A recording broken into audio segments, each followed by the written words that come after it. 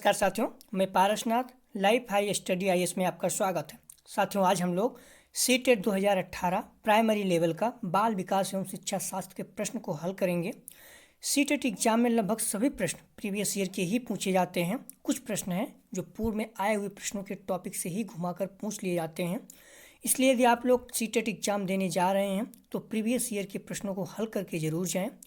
साथियों, प्रश्नों पर आएँ उससे पहले यदि आप लोग चैनल को सब्सक्राइब नहीं किए हैं तो प्लीज़ चैनल को सब्सक्राइब, शेयर और लाइक कीजिए। आइए देखते हैं आज का पहला प्रश्न। आनुवंशिकता और पर्यावरण की भूमिका के बारे में निम्नलिखित में से कौन सा कथन सत्य है? ए, विकास के कुछ पहलू आनुवंशिकता और कुछ अन्य पर्यावरण से अधिक प्रभावित होते हैं। बी, सीखने और प्रदर्शन करने की एक भूमिका की क्षमता जीनों द्वारा पूरी तरह से निर्धारित की जाती है। सी, अच्छी देखभाल और पौष्टिक आहार बच्चे के किसी भी जन्मजात विकार को दूर कर सकता है। डी, पर्यावरण केवल बच्चों के भाषा विकास में महत्वपूर्ण भूमिका निभाता है। इसका सही जवाब है ए, आनुवंशिकता और पर्यावरण की भूमिका के बारे में कौन सा कथन सही है? तो ए, विकास के कुछ पहलू आनुवंशिकता और कुछ अन्य पर्यावरण से अधिक प्रभावित होते हैं। अगला प्रश्न है, निम्नलिखित में से कौन सा कथन पियाजे के सिद्धांत के अनुसार कहा नहीं जा सकता? ए, विकास गुणात्मक चरणों में होता है। बी, बच्चे अपनी दुनिया के बारे में ज्ञान का निर्माण और उपयोग करते हैं। सी, निरंतर अभ्यास से अधिगम होता है। डी, बच्चे अपने पर्यावरण पर क्रिया करते हैं। साथियों, इसका सही जवाब है सी, पियाजे के सिद्धांत के अनुसार कौन सा कथन कहा नहीं जा सकता? तो सी, निरंतर अभ्यास से अधिगम होता है। अगला प्रश्न है, निम्नलिखित में से कौन सी पूर्व संक्रियात्मक विचार की एक सीमा नहीं है? ए, ध्यान केंद्रित करने की प्रवृत्ति। बी, प्रतीकात्मक विचार का विकास। सी, अहम मान्यता। डी, अनुत्क्रमणिकता। साथियों, इसका सही जवाब है बी, कौन सा पूर्व संक्रियात्मक विचार की एक सीमा नहीं है? तो प्रतीकात्मक विचार का विकास। अगला प्रश्न है, के अलावा निम्नलिखित कारणों से खेल युवा बच्चों के विकास में एक महत्वपूर्ण भूमिका निभाता है। के अलावा निम्नलिखित कारणों से खेल युवा बच्चों के विकास में एक महत्वपूर्ण भूमिका निभाता है। ए, वे अपने शरीर पर निपुणता प्राप्त करते हैं। बी, यह उनकी इंद्रियों को उत्तेजित करता है। सी, यह समय बिताने का एक सुखद तरीका है। डी, वे नए कौशल हासिल करते हैं और सीखते हैं कि उन्हें कब उपयोग किया जाए। इसका सही जवाब है सी, के अलावा निम्नलिखित कारणों से खेल युवा बच्चों के विकास में एक महत्वपूर्ण भूमिका निभाता है। तो यह समय बिताने का एक सुखद तरीका है। अगला प्रश्न है, निम्नलिखित में से कौन सा प्रश्न बच्चों को गंभीर रूप से सोचने के लिए आमंत्रित करता है? ए, क्या आप इसका उत्तर जानते हैं? बी, सही जवाब क्या है? सी, क्या आप इसी तरह की स्थिति के बारे में सोच सकते हैं? डी, विभिन्न तरीकों से हम इसे कैसे हल कर सकते हैं? इसका सही जवाब है डी, कौन सा प्रश्न बच्चों को गंभीर रूप से सोचने के लिए आमंत्रित करता है? तो विभिन्न तरीकों से हम इसे कैसे हल कर सकते हैं। अगला प्रश्न है, निम्नलिखित में से कौन सा विकल्प प्रगतिशील शिक्षा का सबसे अच्छा वर्णन करता है? ए, करके सीखना, परियोजनाविद सहयोग से सीखना। बी, थीमेटिक इकाइयाँ, नियमित इकाइयाँ, परीक्षण, रैंकिंग। सी, व्यक्तिगत अधिगम, क्षमता समूह बनाना, छात्रों की लेबलिंग। डी, परियोजनाविद, क्षमता समूह बनाना, रैंकिंग। साथियों, इसका सही जवाब है ए, कौन सा विकल्प प्रगतिशील शिक्षा का सबसे अच्छा वर्णन करता है? तो करके सीखना, परियोजनाविद सहयोग से सीखना। अगला प्रश्न है, प्रगतिशील शिक्षा के बारे में निम्नलिखित में से कौन सा कथन बताता है शिक्षा स्वयं ही जीवन है? ए, स्कूल शिक्षा को यथासंभव लंबे समय तक जारी रखना। बी स्कूलों की आवश्यकता नहीं है, बच्चे अपने जीवन के अनुभव से सीख सकते हैं। सी स्कूलों में शिक्षा सामाजिक और प्राकृतिक दुनिया को प्रबंधित करे। डी जीवन सच्चा शिक्षक है। इसका सही जवाब है सी। प्रगतिशील शिक्षा के बारे में निम्नलिखित में से कौन सा कथन बताता है कि शिक्षा स्वयं ही जीवन है? तो स्कूलों में शिक्षा और सामाजिक प्राकृतिक दुनिया को प्रतिबिंबित करे। अगला प्रश्न है, कोहबर्ग के सिद्धांत के योग के रूप में निम्नलिखित में से किसे माना जा सकता है? ए उनके सिद्धांत ने संज्ञानात्मक परिपक्वता और नैतिक परिपक्वता के बीच एक सहयोग का समर्थन किया। बी इस सिद्धांत में विस्तृत परीक्षण प्रक्रियाएं हैं। सी यह नैतिक तर्क और कार्रवाई के बीच एक स्पष्ट संबंध स्थापित करता है। डी उनका विश्वास है कि बच्चे नैतिक दार्शनिक हैं। इसका सही जवाब है ए। कोहलबर्ग के सिद्धांत के योगदान के रूप में किसे माना जा सकता है? उनके सिद्धांत ने संज्ञानात्मक परिपक्वता और नैतिक परिपक्वता के बीच एक सहयोग का समर्थन किया है। निकटवर्ती विकास का क्षेत्र संदर्भित करता है। ए उस चरण को जब अधिकतम विकास संभव है। बी उस विकासात्मक चरण को जब बच्चा सीखने की पूरी जिम्मेदारी लेता है। सी एक संदर्भ को जिसमें बच्चे सहयोग के सही स्तर के साथ कोई कार्य लगभग स्वयं कर सकते हैं। डी उस सीखने के बिंदु को जब सहयोग वापस लिया जा सकता है। इसका सही जवाब है सी। निकटवर्ती विकास का क्षेत्र संदर्भित करता है तो एक संदर्भ को जिसमें बच्चे सहयोग के सही स्तर के साथ कोई कार्य लगभग स्वयं कर सकते हैं। अगला प्रश्न है, एक उभयलिंगी व्यक्तित्व ए स्त्री लक्षणों वाले पुरुषों को संदर्भित करता है। बी में आमतौर पर माने गए मर्दाना और स्त्री गुणों का समायोजन होता है। सी में दृढ़ और अहंकारी होने की आदत है। डी समाज में प्रचलित रूढ़िवादी लिंग भूमिकाओं का पालन करता है। इसका सही जवाब है बी। एक उभयलिंगी व्यक्तित्व में आमतौर पर माने गए मर्दाना और स्त्री गुणों का समायोजन होता है। अगला प्रश्न है,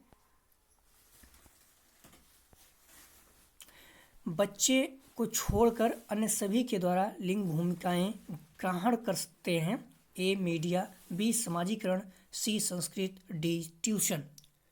इसका सही जवाब है डी। बच्चे को छोड़कर अन्य सभी के द्वारा लिंग भूमिकाएं ग्रहण करते हैं तो ट्यूशन। बच्चे ट्यूशन को छोड़कर अन्य सभी के द्वारा लिंग भूमिकाएं ग्रहण करते हैं।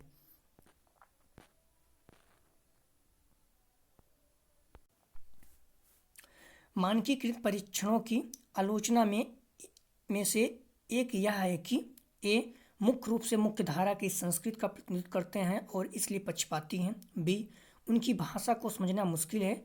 सी परीक्षण बड़ी आदत पर लागू नहीं किए जा सकते। डी वे बच्चे की क्षमता की स्पष्ट तस्वीर नहीं देते। इसका सही जवाब है ए।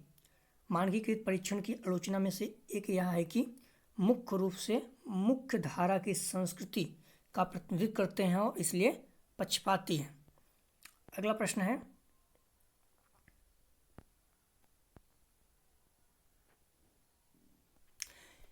एकाधिक बुद्धिमानी का सिद्धांत कहता है कि ए बुद्धि तेज से बढ़ाई जा सकती है।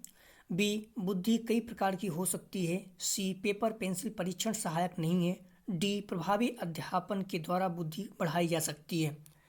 इसका सही जवाब है बी। एकाधिक बुद्धिमानी का सिद्धांत कहता है कि बुद्धि कई प्रकार की हो सकती है। अगला प्रश्न है,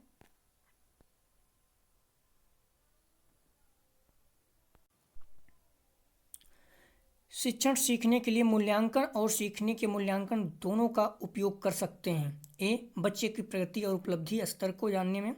बी बच्चे के सीखने की ज़रूरतों को जानने में और तदनुसार शिक्षण रणनीति का चयन करने में। सी आवधिक अंतरालों पर बच्चे के प्रदर्शन का आकलन भी करने और उनके प्रदर्शन को प्रमाणित करने में।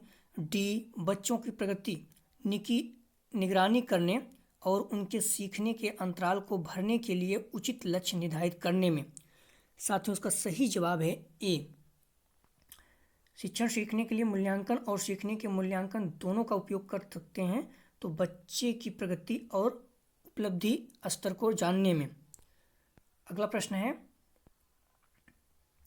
निम्नलिखित में से कौन सा सतत और व्यापक मूल्यांकन से संबंधित नहीं है? ए, इसे भारत के शिक्षा के अधिकार अधिनियम द्वारा अनिवार्य किया गया है। बी, या शिक्षण अधिनियम प्रक्रिया का एक अभिन्न अंग है। सी, या विभिन्न शिक्षा क्षेत्रों में बच्चे की उपलब्धि पर केंद्रित है। डी, यह बच्चों को धीमे, खराब और बुद्धिमान के रूप में चिन्हित करने में उपयोगी होता है। इसका सही जवाब है डी। कौन सा सतत और व्यापक मूल्यांकन से संदर्भित नहीं है? तो यह बच्चे को धीमे, खराब या बुद्धिमान के रूप में चिन्हित करने में उपयोगी होता है। बाकी सब संबंधित हैं। अगला प्रश्न है, बच्चों में प्रतिभाशीलता के कारण हो सकती है। ए, अनुवांशिकता और वातावरण के बीच अंतःक्रिया। बी, एक संसाधन समृद्ध वातावरण। सी, सफल माता पिता। डी, एक अनुशासित दिनचर्या।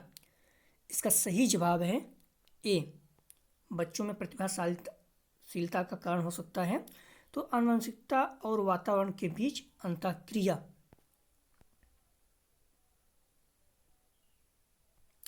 सामाजिक आर्थिक रूप से वंचित पृष्ठभूमि से आने वाले बच्चों को कक्षा के माहौल की आवश्यकता होती है जो ए, उन्हें अच्छा व्यवहार सिखाता है। बी, उनके सांस्कृतिक और भाषाई ज्ञान को महत्व देता है तथा उनका उपयोग करता है। सी, उनकी भाषा के उपयोग को हतोत्साहित करता है ताकि वे मुख्य धारा की भाषा सीख सकें।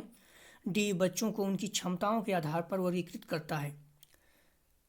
इसका सही जवाब है बी, सामाजिक आर्थिक रूप से वंचित पृष्ठभूमि से आने वाले बच्चों को कक्षा में माहौल की आवश्यकता होती है जो उनके सांस्कृतिक और भाषाई ज्ञान को महत्व देता है तथा उनका उपयोग करता है।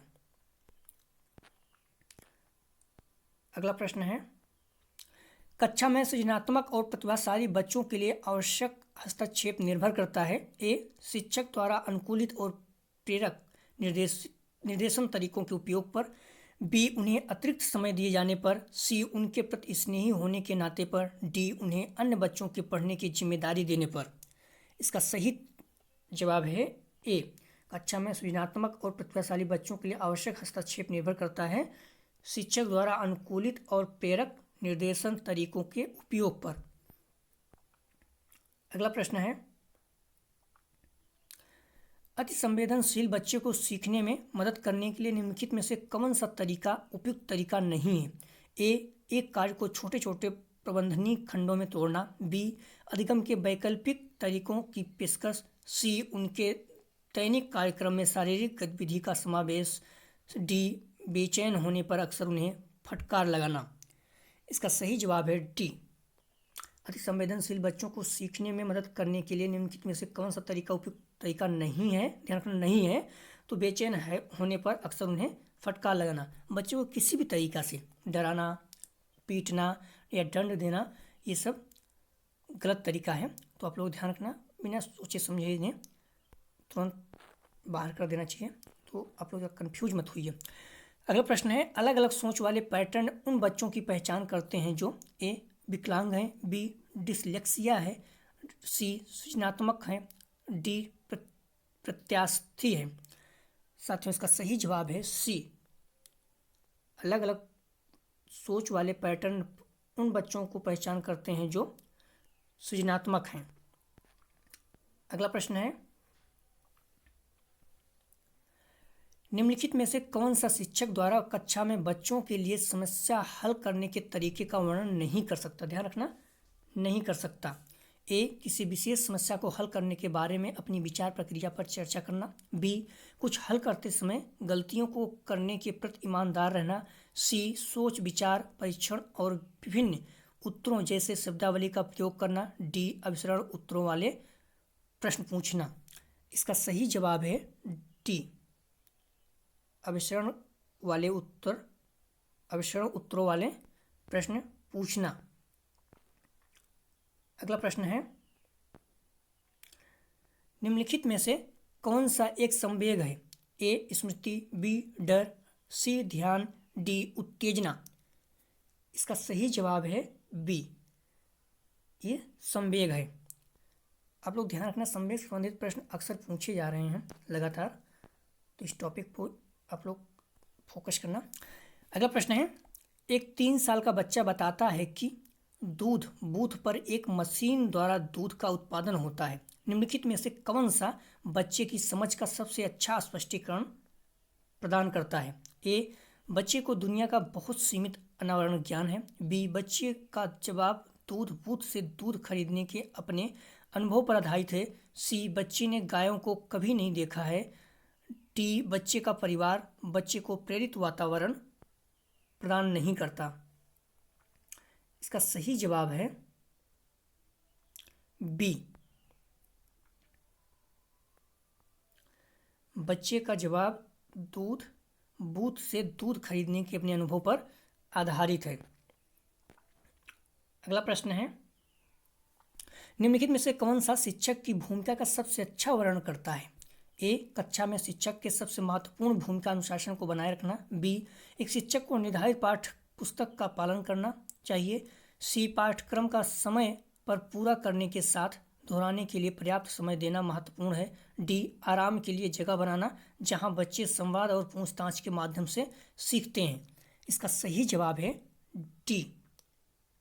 कौन सा शिक्षक की भूमिका का सबसे अच्छा वर्णन करता है? तो आराम के लिए जगह बनाना जहां बच्चे संवाद और पूछताछ का माध्यम से सीखते हैं।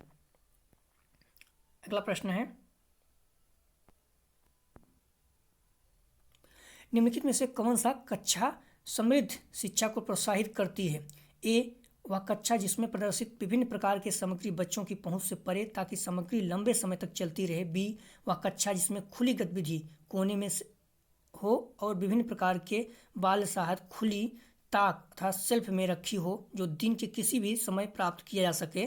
सी, अलमारी में अच्छी तरह संगठित सामग्री वाले कक्षा जहां सामग्री को सप्ताह में एक बार मुफ्त खेल के लिए बाहर लाया जाता हो। डी, पाठ्य पुस्तक सामग्री द्वारा संचालित संरचित और योजनाबद्ध अधिगम वाली कक्षा। इसका सही जवाब है बी। कौन सा कक्षा समृद्ध शिक्षा को प्रोत्साहित करता है? तो वह कक्षा जिसमें खुली गतिविधि कोने में हो और विभिन्न प्रकार के बाल साहित्य खुली ताक अर्थात सेल्फ में रखी हो जो दिन के किसी भी समय प्राप्त किया जा सके। अगला प्रश्न है, निम्नलिखित में से कौन सा कक्षा में पाठ्य पुस्तकों की भूमिका का सबसे अच्छा वर्णन करता है?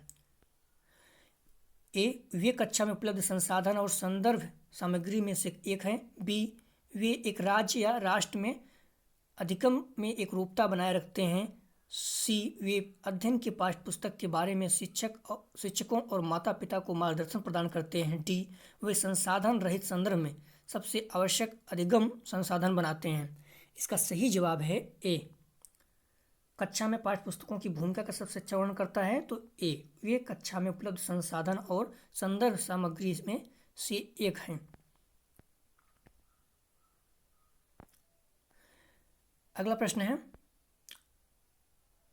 राष्ट्रीय पाठचर्या फ्रेमवर्क 2005 ने अपनी समझ से प्राप्त की है। ए, मानवतावाद। बी, व्यवहारवाद। सी, रचनावाद। डी, संज्ञानात्मक सिद्धांत। इसका सही जवाब है सी।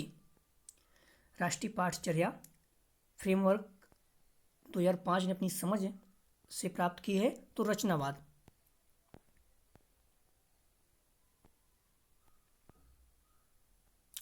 कक्षा में बच्चों को प्रेरित समझा जा सकता है यदि ए, वे अच्छी तरह से वर्दी पहने स्कूल में आते हैं। बी, वे कक्षा में अनुशासन बनाए रखते हैं। सी, वे सभी उपस्थिति में नियमित हैं। डी, वे शिक्षक से स्पष्टीकरण प्राप्त करने के लिए प्रश्न पूछते हैं। इसका सही जवाब है टी, कक्षा में बच्चे को प्रेरित समझा जा सकता है यदि वे शिक्षक से स्पष्टीकरण करने के लिए प्रश्न पूछते हैं।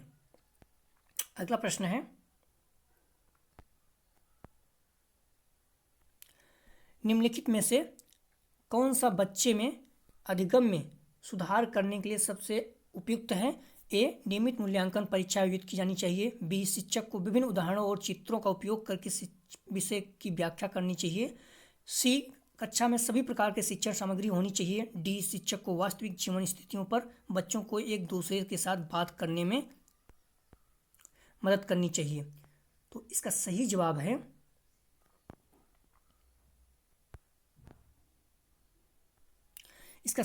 है डी। निम्नलिखित में से कौन सा बच्चों में अधिगम में सुधार करने का सबसे अधिक उपयुक्त है? तो शिक्षक को वास्तविक जीवन स्थितियों पर बच्चों को एक दूसरे के साथ बातचीत करने में मदद करनी चाहिए। अगला प्रश्न है, अनुशासन जो अधिगम वातावरण में एक महत्वपूर्ण भूमिका निभाता है, किस तरह की मदद कर सकता है? अनुशासन जो अधिगम वातावरण में एक महत्वपूर्ण भूमिका निभाता है, किस तरह की मदद करता है? ए, बच्चों को अपनी शिक्षा में विनियमित और मॉनिटर करने के लिए। बी, चुप्पी साधे रहने के लिए। सी, शिक्षकों को निर्देशित देने में। डी, बच्चों को उनके पाठ रटकर याद करने में।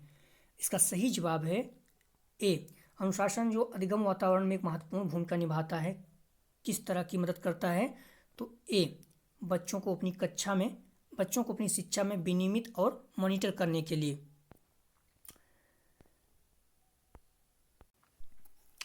साथियों, ये आज CDP के 2018 में सीटेट का पेपर हुआ था, उसका प्रश्न था, हम लोग हल किए। आप लोग बार बार प्रश्नों को दोहराएं, देखें। यदि आप लोगों को PDF चाहिए तो डिस्क्रिप्शन में दिए गए लिंक से जुड़कर आप लोग टेलीग्राम से PDF प्राप्त कर सकते हैं। वीडियो को शेयर जरूर करें और लाइक करें। वीडियो देखने के लिए धन्यवाद।